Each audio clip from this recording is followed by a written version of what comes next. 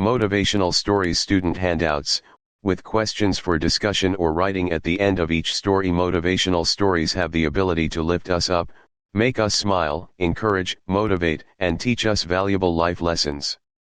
Here are some motivating stories that will maybe help you spark that motivational feeling. They give us an empowering sense of hope. If he or she can do it, then so can I. People have used inspirational stories to teach, encourage, and inspire for a long time. The teacher, reader, or the listener can use the story as a stepping stone, or as an example to live a better life.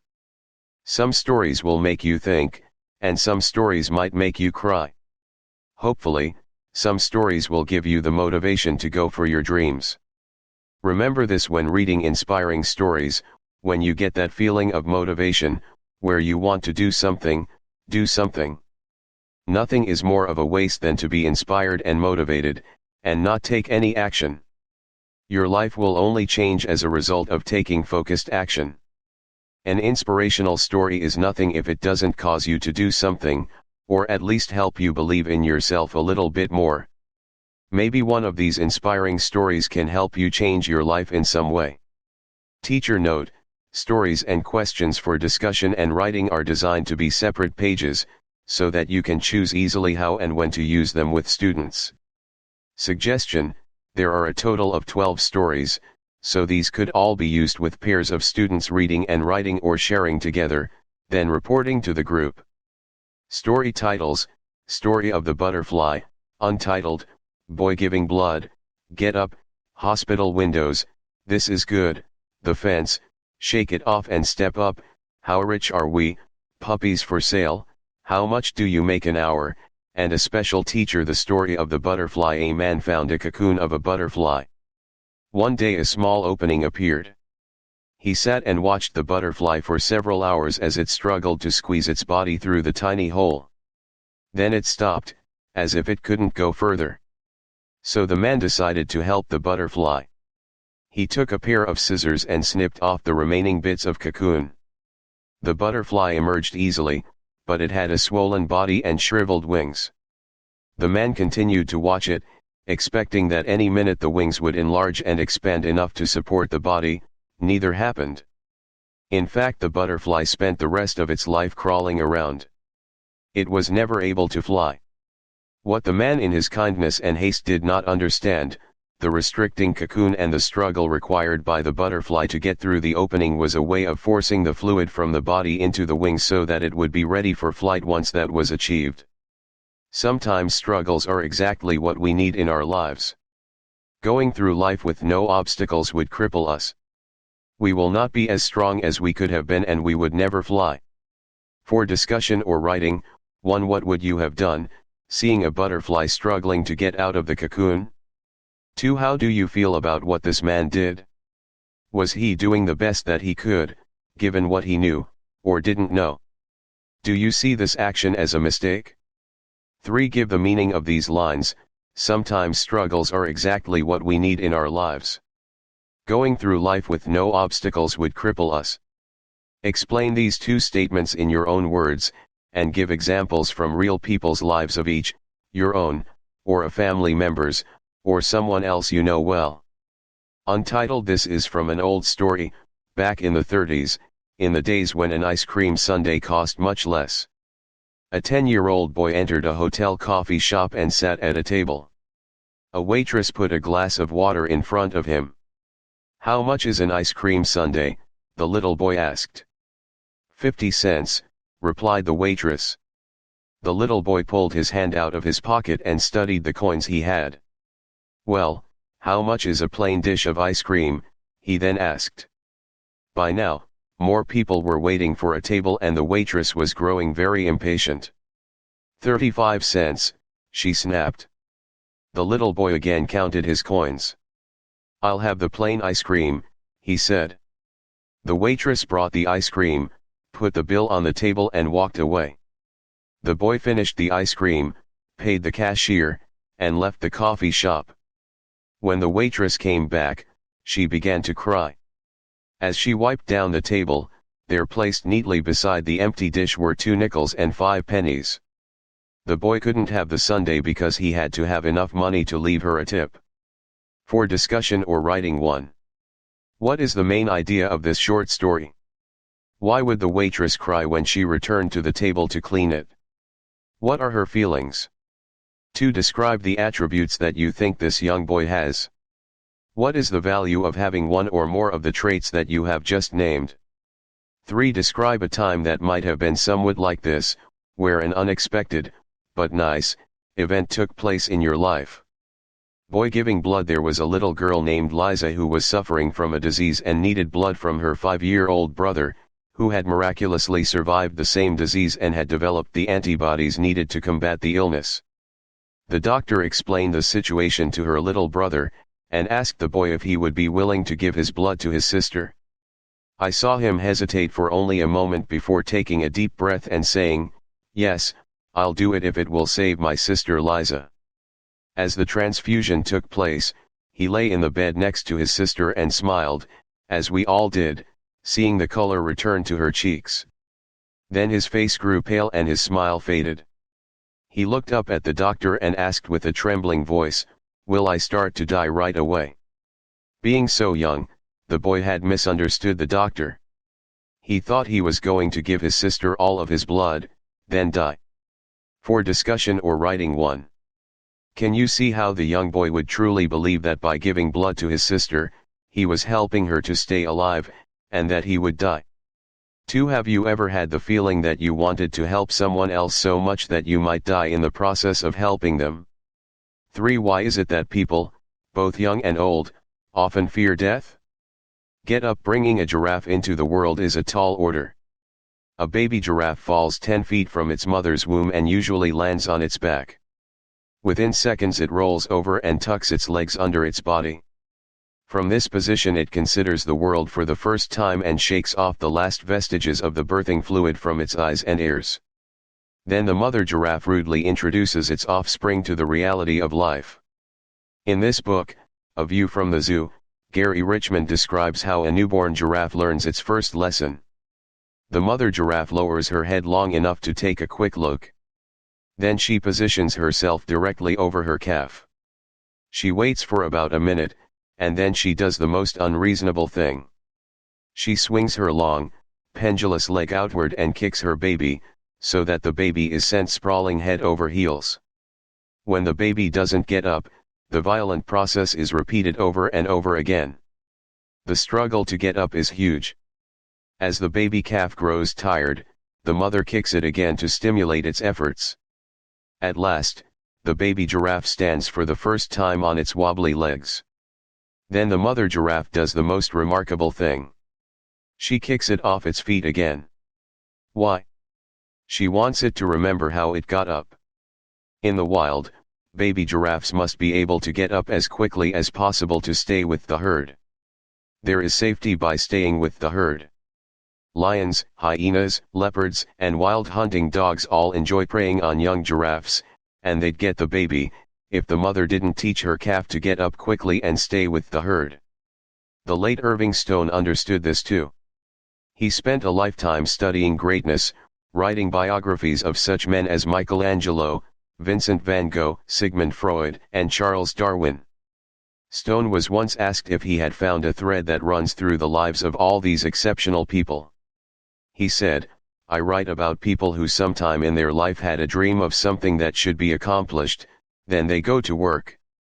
They are beaten over the head, knocked down, vilified, and for years they get nowhere. But every time they're knocked down they stand up. You cannot destroy these people. And at the end of their lives they've accomplished some modest part of what they set out to do." For discussion or writing 1. Do you feel that the mother giraffe is being cruel? If not, defend what she is doing as right. 2. Why does the story tell us about the late author Irving Stone in the middle of a story of developing giraffes? Compare mother giraffes and Irving Stone as an author.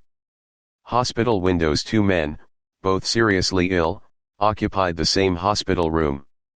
One man was allowed to sit up in his bed for an hour each afternoon to help drain the fluid from his lungs. His bed was next to the room's only window.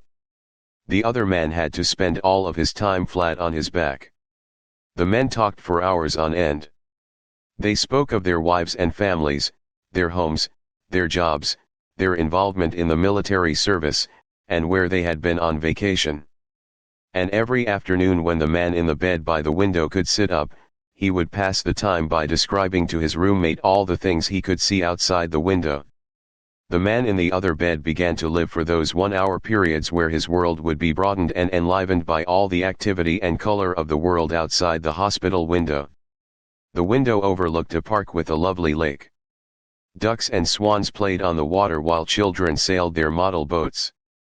Young lovers walked arm in arm through flowers of every color of the rainbow. Grand old trees graced the landscape, and a fine view of the city skyline could be seen in the distance. As the man by the window described all this in excellent detail, the man on the other side of the room would close his eyes and imagine the beautiful scene. One warm afternoon, the man by the window described a parade passing by below. Although the other man couldn't hear the band, he could see it in his mind as the gentleman by the window described it. Weeks went by. One morning, a nurse arrived to bring water for their baths and found the lifeless body of the man by the window, who had died peacefully in his sleep. She was saddened, and called the hospital attendants to take the body away. As soon as it seemed appropriate in a few days, the other man asked if he could be moved next to the window. The nurse was happy to make the switch, and after making sure he was comfortable, she left him alone. Slowly, painfully, he propped himself up on one elbow to take his first look at the world outside. Finally, he would have the joy of seeing it for himself. He moved slowly to turn and look out the window beside the bed. The window faced a blank wall. The man asked the nurse what could have caused his deceased roommate to describe such wonderful things outside this window. The nurse answered that the man was blind, and could not even see the wall. She replied, "Maybe he just wanted to encourage you." For discussion or writing 1. What were your feelings after reading this story? Describe. 2. Why do you think that the man who died described with such detail what was really not there? This is good. An old story is told of a king in Africa who had a close friend with whom he grew up. The friend had a habit of looking at every situation that ever occurred in his life, positive or negative, and remarking, "This is good." One day the king and his friend were out on a hunting expedition. The friend would load and prepare the guns for the king. The friend had apparently done something wrong in preparing one of the guns. After taking the gun from his friend, the king fired it, and his thumb was blown off. Examining the situation, the friend remarked as usual, "This is good." To which the king replied, "No, this is not good," and immediately sent his friend to jail. About a year later, the king was hunting in an area that he should have known to avoid. Cannibals captured him and took him to their village. They tied his hands, stacked some wood, set up a stake, and bound him to the stake. As they came close to set fire to the wood, they noticed that the king was missing a thumb.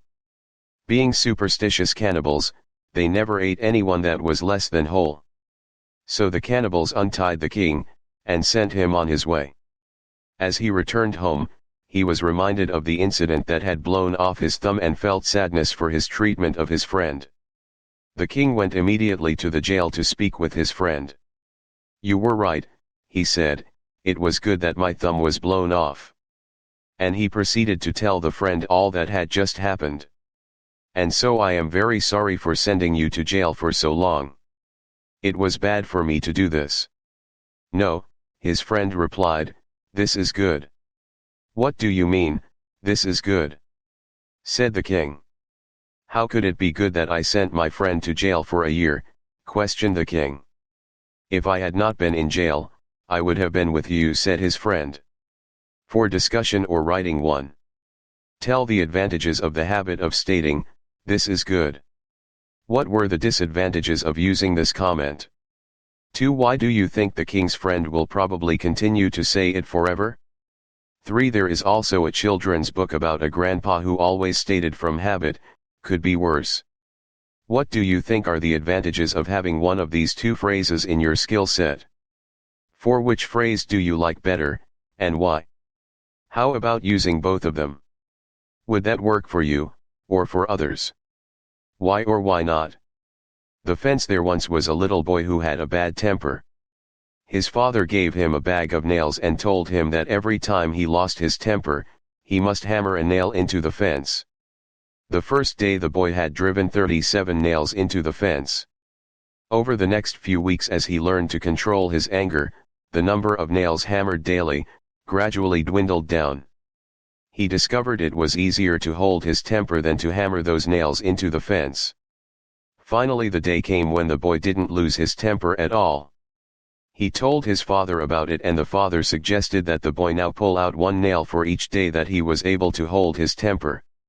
The days passed and the young boy was finally able to tell his father that all the nails were gone. The father took his son by the hand and led him to the fence. He said, "You have done well, my son, but look at the holes in the fence. The fence will never be the same.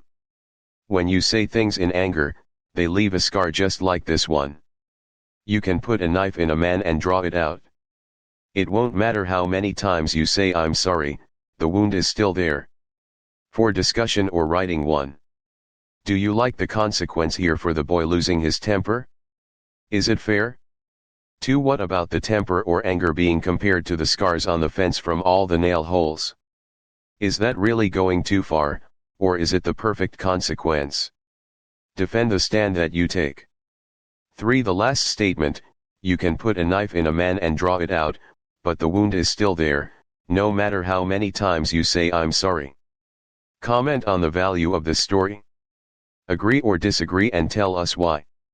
Shake it off and step up. A parable is told of a farmer who owned an old mule. The mule fell into the farmer's well. The farmer heard the mule braying. After carefully checking the situation, the farmer felt sorry for the mule, but decided that neither the mule nor the well was worth saving. Instead, he called his neighbors and friends together and told them what had happened. The farmer asked them to help haul dirt to bury the old mule in the well and put him out of his misery. At first, the old mule was hysterically braying, very upset. But as the farmer and his neighbors continued shoveling the dirt into the well, the dirt would hit his back, and a thought came to the donkey. It suddenly dawned on him that every time a shovel load of dirt landed on his back, he should shake it off and step up.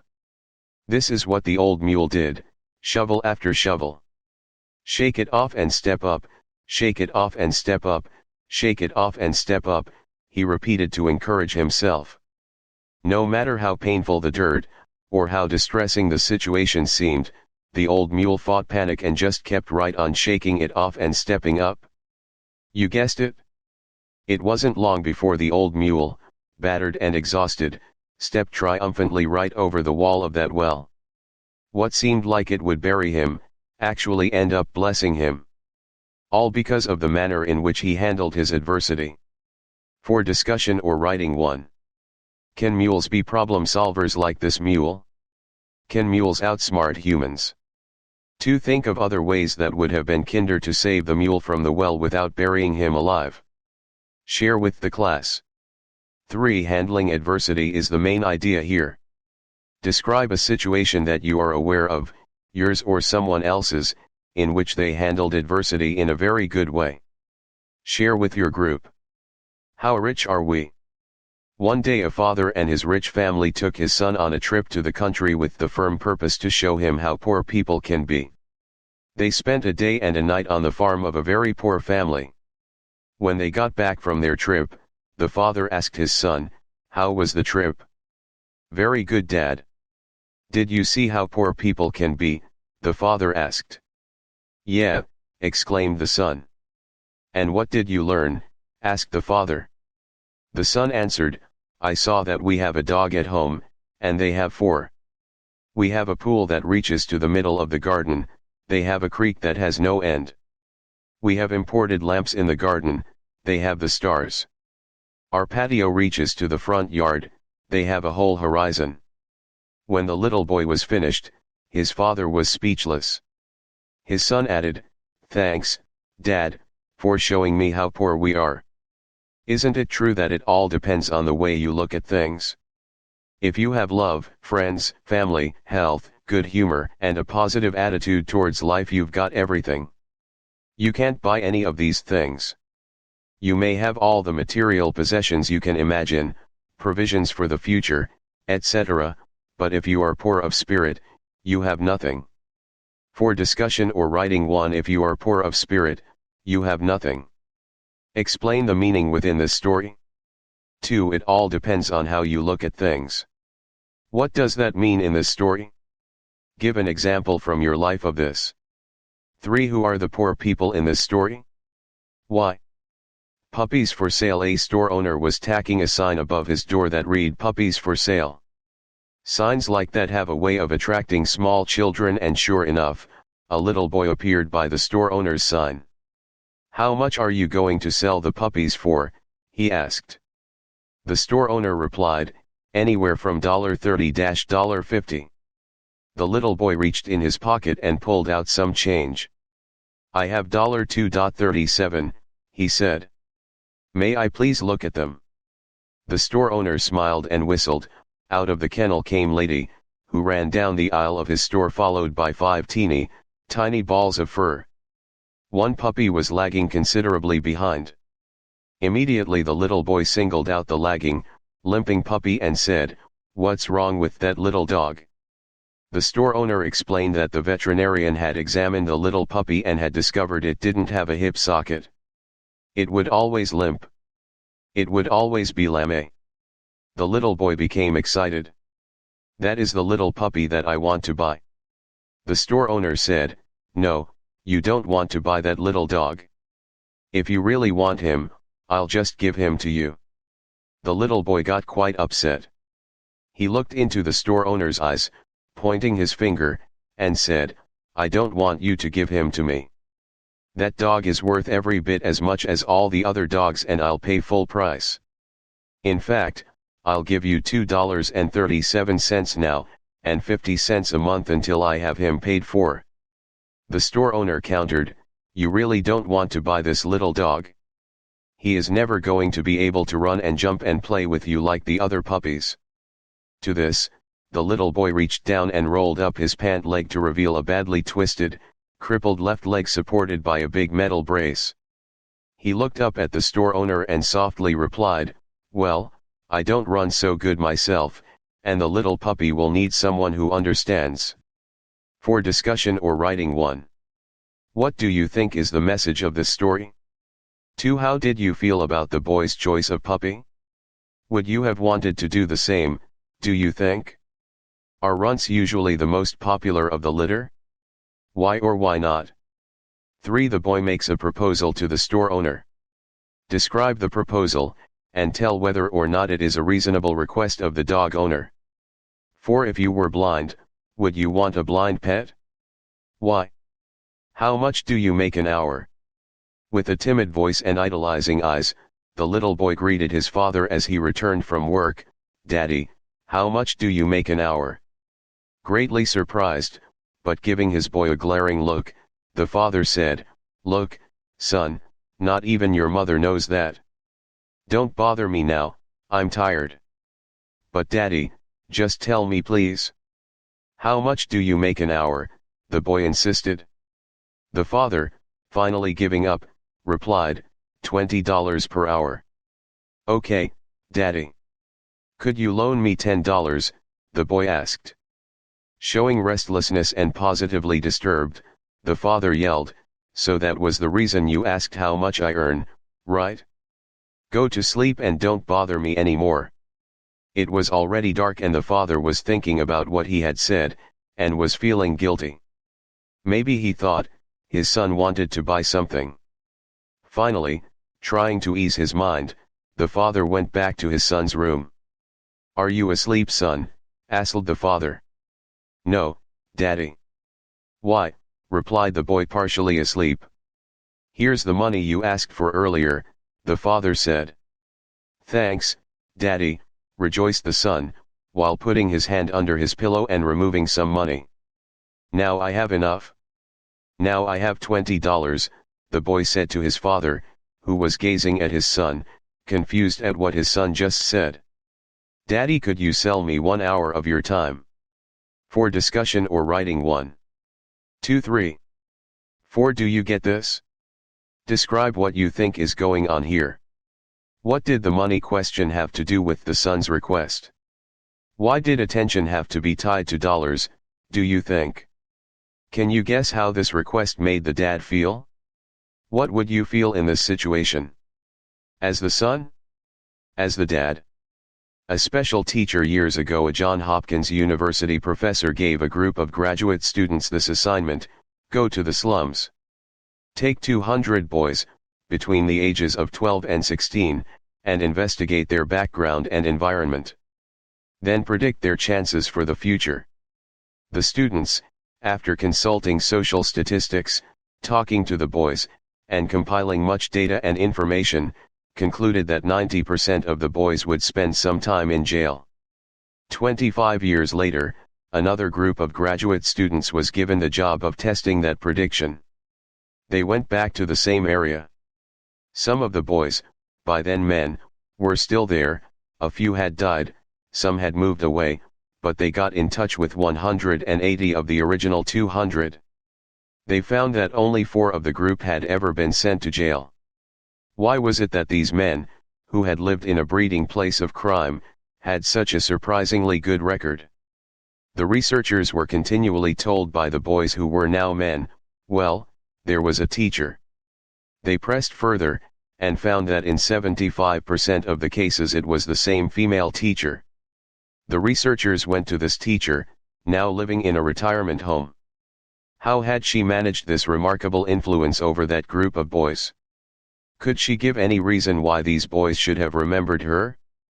No, she said, no, I really can't think of any reason that they would remember me. And then, thinking back over the years, she reflected, more to herself than her questioners, I loved those boys. For discussion or writing 1. Is love all it takes to be a good teacher? Would you imagine that she did something more than just love these boys in her class? 2. Exactly what qualities would you think this teacher had to be remembered, and to keep these at-risk boys from going to jail when they grew up? List and describe the qualities that made this teacher memorable. 3. Review and describe the statistics for this group of 200 males.